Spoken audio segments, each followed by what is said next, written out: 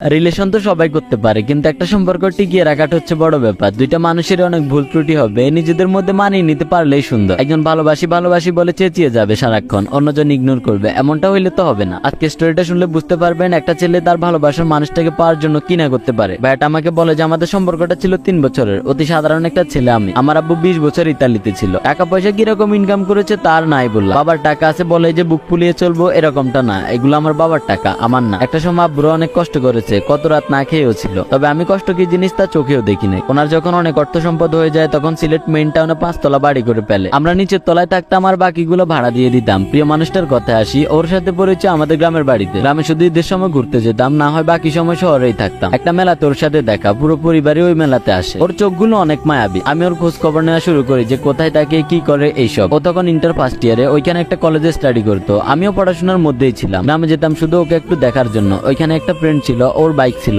আমারও বাইক ছিল, দুজনে শুধু ঘুরঘুর করতাম। প্রিয় মানুষটার কলেজ ছুটির অপেক্ষায় থাকতাম। আমাকে অনেক ইগনোর করতো সে। শহরে কি মেয়ের অভাব আছে নাকি, তাও কেন জানি ওকে ভালো লাগতো। এটাই হয়তো ভালোবাসা, আর কত সহ্য করব। একদিন ওকে দাঁড় করিয়ে বলি যে তুমি কি জানো 48 কিলোমিটার পথ পাড়ি দিয়ে তোমার সাথে দেখা করতে আসি, সত্যি অনেক ভালোবাসি তোমাকে। ও বলে যে ভালোবাসি তো সবাই বলতে পারে, কয়দিন আমাকে আগলে রাখবা শুনি। আমি বলি যে সারাটা জীবন, পর ওর নাম্বার নিই এবং আমরা রিলেশনে আসি। প্রিয় মানুষটার ফ্যামিলি মধ্যবিত্ত ছিল, এতে আমার কোনো সমস্যা নেই, তবে আমি জানতাম আমার পরিবার মানবে না। ও অনেক কেয়ার করতো আমার। একটা মেয়ে হিসেবে যতটুকু ভালোবাসার দরকার তার চেয়ে বেশি ভালোবাসতো আমায় সে। যে কাজগুলো পছন্দ করতো না ওইগুলো আমি বেশি করে করতাম, ওকে রাগিয়ে তুলতাম, আবার ওই রাগটা আমিই ভাঙাতাম। যে টাকাগুলো ওকে কলেজে যাওয়ার জন্য দিত ওইগুলো থেকে কিছু টাকা বাঁচিয়ে রাখতো আমার জন্য সে। আমি দেখা করতে আসলে হয়তো এদিক ওদিক ওকে বাইকে করে নিয়ে যেতাম, আর ঘোরাঘুরি শেষ হলে আমায় বলতো যে যাওয়ার সময় বাইকে তেল নিয়ে নিও। জোর করে পকেটে ঢুকিয়ে দিত আর বলতো যে বিয়ের পরে যেন সবকটা দিয়ে দিই হিসাব করে। আমরা 2 ভাই ছিলাম, বড় ভাইকে আব্বু দেশের বাইরে সেটেল করে দেয় আর আমাকে দেশের ব্যবসা বাণিজ্য দেখাশোনা করার জন্য রাখতো। 2019 সালের মার্চ মাসের 25 তারিখ আমার লাইফের সবচাইতে খারাপ একটা দিন। প্রিয় মানুষটার কল আসে, আমাকে ফুপিয়ে বলে যে জান আমাকে হঠাৎ করে দেখতে আসছে, ওদের নাকি আমাকে অনেক ভালো লাগছে, কিছু একটা করো প্লিজ। আমি বললাম কেন, তুমি আমার কথা ফ্যামিলিতে বলতে পারবা না? ও বলে যে ওর ফ্যামিলির মানুষ এসব রিলেশন পছন্দ করে না, আর যদি জানতে পারে তাহলে খুব তাড়াতাড়ি অন্য কারোর কাছে ওর বিয়ে দিয়ে দিবে। আমি তখন বলি যে আচ্ছা তুমি চিন্তা করো না, আমি কিছু একটা করতেছি। আমি আমার আব্বু আম্মুর কাছে ব্যাপারটা শেয়ার করি। আম্মু রাজি ছিল, বাট আব্বু বলে যে উনি রাজি নেই সম্পর্কে, আর আমি যদি আমার প্রিয় মানুষটাকে চয়েস করি তাহলে ফ্যামিলি ছাড়তে হবে এন্ড ওনাকে ওনার সবকিছু বুঝিয়ে দিয়ে ফ্যামিলি থেকে লিভ নিতে হবে। পরে আমি অনেকটা ডিপ্রেশনে চলে যাই যে কেমনে কি করব। আমি কোনো কাজও জানতাম না, যে কিছু একটা করে খাবো। লাইফে যেমন একটা পরিস্থিতির শিকার হতে হবে কখনো ভাবি নেই। যার কাছে ভালো পরামর্শের জন্য গিয়েছি ওই বলেছে ফ্যামিলি ছাড়াটা ঠিক হবে না। আমি পর আমার সিদ্ধান্তে ওকে নিয়ে পালিয়ে যাই, অনেক দূরে চলে যাই। একটা দুঃসম্পর্কের মামাতো ভাই আমাদের থাকার ব্যবস্থা করে। যাই হোক, ওইখানে মানুষের জীবন অনেক সংগ্রামী, উত্তরবঙ্গ বলে কথা। শুরুর দিকে আমি রাজমিস্ত্রি কাজে যোগ দিই, প্রায় 7 মাস ওই কাজটা করি। হয়তো কারো বিশ্বাস হবে না, না হওয়ারই কথা, কারণ আমার বাবা ছিল রাজা এবং ওনার ছেলে বুঝি ওইসব কাজ করবে, কিছুই করা